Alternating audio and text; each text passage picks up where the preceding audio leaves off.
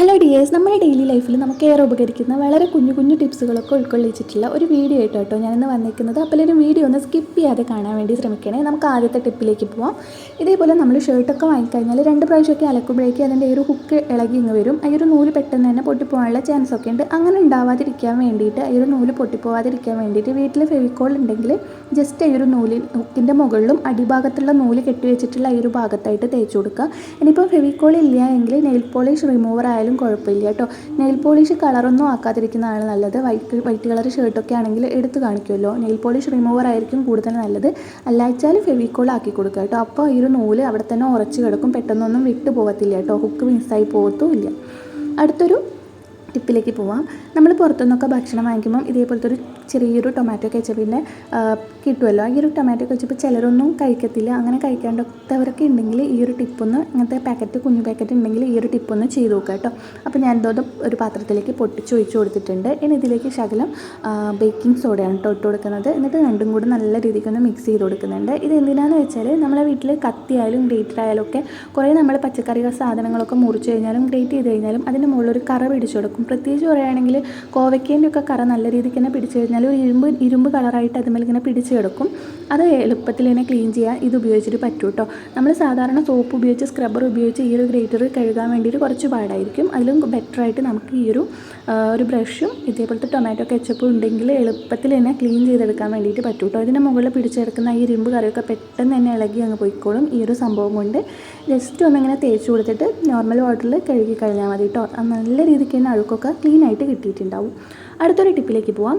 നമ്മൾ ഉപ്പേരിക്കായാലും അല്ലെങ്കിൽ എന്തെങ്കിലും ഫ്രൈ ചെയ്യാനായാലും കോവയ്ക്ക അല്ലെങ്കിൽ ഉരുളക്കിഴങ്ങൊക്കെ പോലുള്ള സാധനങ്ങൾ കടുകൊക്കെ പൊട്ടിച്ച് ചീനച്ചട്ടിയിലേക്ക് ഇട്ടുന്ന സമയത്ത് തന്നെ അതിലേക്ക് ഉപ്പും കൂടി ഇടുവാണെങ്കിൽ അതിൽ നിന്ന് പെട്ടെന്ന് തന്നെ വെള്ളം ഇറങ്ങി വരാൻ സഹായിക്കും കേട്ടോ. ഉപ്പ് പെട്ടെന്ന് ഇടുവാണെങ്കിൽ അങ്ങനെ വെള്ളം ഇറങ്ങി വന്നു കഴിഞ്ഞാൽ ഈ ഒരു കോവയ്ക്കായാലും നമ്മുടെ ഉരുളക്കിഴങ്ങായാലും പെട്ടെന്നൊന്നും അടി പിടിച്ചു പോകത്തില്ല.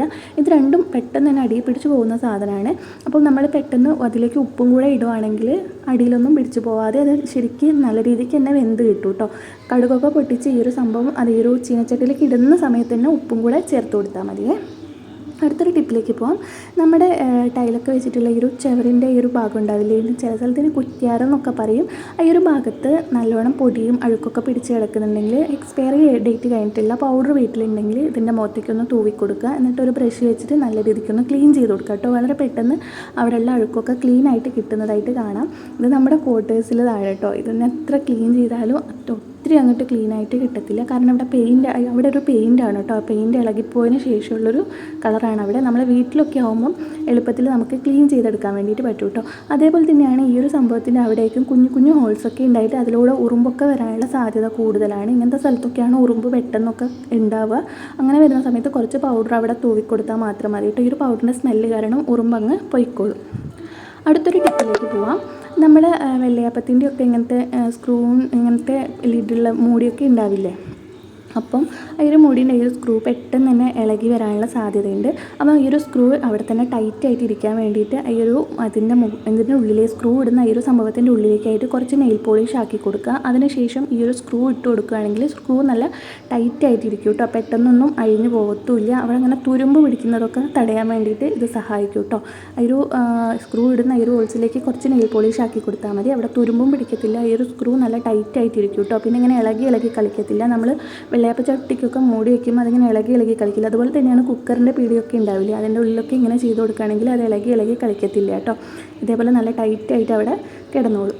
അടുത്തൊരു ടിപ്പിലേക്ക് പോവാം. നമ്മൾ ഷൂ ഒക്കെ എവിടെയെങ്കിലും പെട്ടെന്നൊക്കെ പോകുമ്പോൾ ഷൂ ഒക്കെ പോളിഷ് ചെയ്യാൻ പോളിഷറൊക്കെ കണ്ടില്ല എങ്കിൽ ഈ ഒരു ടിപ്പ് ഉപയോഗിച്ച് നോക്കാം കേട്ടോ. അതിന് വേണ്ടിയിട്ട് നമുക്ക് ഇഷ്ടമില്ലാത്ത സ്മെല്ലൊക്കെ ഉള്ള പെർഫ്യൂം ഉണ്ടെങ്കിൽ അതെടുക്കുക. അതിനുശേഷം നമ്മൾ ഈ ഒരു ഷൂവിൻ്റെ മുകളിലേക്കായിട്ട് കുറച്ചൊന്ന് തൂവി കൊടുക്കുക. ടിഷ്യൂ പേപ്പർ ഉണ്ടെങ്കിൽ അതെടുക്കുക, ഇല്ലെങ്കിൽ ഏതെങ്കിലും തുണി വെച്ചിട്ട് നന്നായിട്ടൊന്ന് തേച്ച് കൊടുക്കുക കേട്ടോ. ഈ ഒരു ഷൂ നല്ല രീതിക്ക് തന്നെ കളറായിട്ട് വരുന്നതായിരിക്കും. അതേപോലെ തന്നെ ഡ്രസ്സിൻ്റെ മുകളിലോ ബാഗിൻ്റെ മുകളിലോ ഒക്കെയുള്ള പെണ്ണിൻ്റെ കറിയൊക്കെ പോക്കാൻ വേണ്ടിയിട്ട് നമുക്ക് ഈ ഒരു പെർഫ്യൂം സഹായകമാകും കേട്ടോ.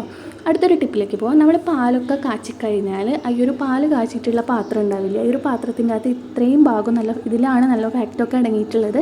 അതിങ്ങനെ ഉണ്ടാവും. നമ്മൾ ചപ്പാത്തിക്കൊക്കെ കുഴയ്ക്കുന്ന പൊടിയില്ലേ, ഇത് ഈ ഒരു പാത്രത്തിൻ്റെ അകത്തേക്ക് വെച്ചിട്ട് കുഴയ്ക്കുകയോ അല്ലെങ്കിൽ മാവ് കുഴച്ച് വെച്ചിട്ട് അത് കുറച്ച് സമയം നമ്മൾ അടച്ചു വയ്ക്കുമല്ലോ, അത് ഈ ഒരു പാത്രത്തിൻ്റെ അകത്ത് അടച്ചു വയ്ക്കുകയാണെങ്കിൽ ഈ ഒരു ചപ്പാത്തി നല്ല സോഫ്റ്റും ആയിരിക്കും, നല്ലോണം പൊങ്ങി വരികയും ചെയ്യും കേട്ടോ. ഒരിക്കലെങ്കിലും ഒന്ന് ട്രൈ ചെയ്ത് നോക്കൂ. അടുത്തൊരു ടിപ്പിലേക്ക് പോവാം.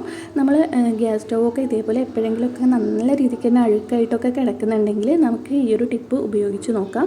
സോപ്പും അതേപോലെ തന്നെ വെള്ളമൊന്നും ഉപയോഗിക്കാതെ കഷ്ണം ചെറുനാരങ്ങ എടുക്കുക, പിഴിഞ്ഞ് ബാക്കി വന്നിട്ടുള്ള ചെറുനാരങ്ങേൻ്റെ തൊലി ആയാലും മതി കേട്ടോ. അതിൻ്റെ അകത്തേക്ക് ശകലം പേസ്റ്റ് ആക്കി കൊടുത്തിട്ട് നല്ലോണം ഒന്ന് സ്ക്രബ് ചെയ്ത് കൊടുക്കുക കേട്ടോ. ഈ ഒരു ഗ്യാസ് സ്റ്റൗവിൻ്റെ മുകളിലൊക്കെ നല്ലോണം ഒന്ന് തേച്ച് കൊടുക്കുക. ഈ ഒരു നമ്മുടെ ഗ്യാസിൻ്റെ അതൊക്കെ എടുത്ത് മാറ്റിയിട്ട് അതിൻ്റെ മുകളിൽ എല്ലായിടും എത്തുന്ന രീതിക്ക് നല്ലോണം ഒന്ന് തേച്ച് കൊടുക്കുക കേട്ടോ. ഇതിന് സ്ക്രബ്ബറിൻ്റെ ആവശ്യമില്ല, അതേപോലെ വെള്ളത്തിൻ്റെ ഒന്നും ആവശ്യമില്ല കേട്ടോ. അതിനുശേഷം ഒരു നനഞ്ഞ തുണി എടുത്തിട്ട് നന്നായിട്ടൊന്ന് തുടച്ചു കൊടുത്താൽ മതി. എല്ലാ തരത്തിലുള്ള അഴുക്കും അങ്ങ് പോയിക്കോളൂ കേട്ടോ. ഇതിലും കഷ്ടമായിട്ട് നല്ലോണം കരിഞ്ഞ് പാലും അതേപോലെ അരിയൊക്കെ തിളച്ച് മറിഞ്ഞ് കരിഞ്ഞിട്ടൊക്കെ കിടക്കുന്നുണ്ടാവില്ല, അതൊക്കെ കളയാൻ വേണ്ടിയിട്ട് ഈ ഒരു പേസ്റ്റ് ആയാലും ചെറുനാരങ്ങ ആയാലും ഏറെ സഹായിക്കും കേട്ടോ. അതൊക്കെ നല്ലോണം ക്ലീനായിട്ട് കിട്ടും.